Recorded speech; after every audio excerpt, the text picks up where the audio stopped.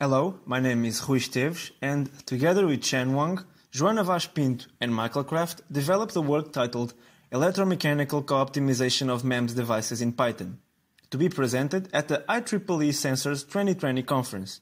I will now present our poster.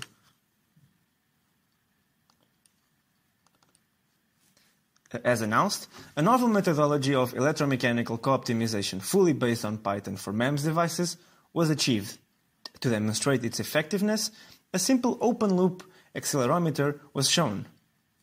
The current methods of optimization usually solely focus on either the mechanical or electronic domain. Little focus has been put on optimizing the interaction between the two domains, and thus the entire system performance. There is untapped potential outside the conventional simulation and optimization process that only involves commercial software, limiting customization and preventing the designer from having a complete control.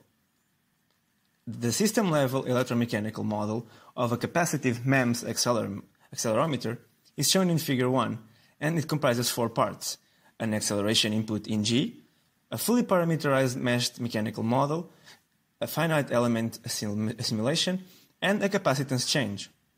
For the co-optimization, the genetic algorithm acts in 3 steps. The first is to generate 100 individual devices with an initial set of geometric parameters. The second is to execute a FEM simulation and calculate a figure of merit for each device. The third is to the best devices of each generation to be copied into the next generation. These devices are also mutated and placed into the following generation as well. The remaining half is composed of randomly mutated designs. The results achieved after 6 generations of optimization are shown in Figure 3, 4, and 5, as well as in Table 1. A reduction in the suspension beam width is seen, which led to a reduction in frequency. However, there was a huge improvement in sensitivity, around 110%.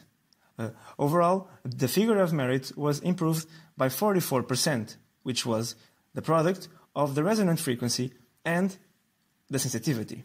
Thank you for watching.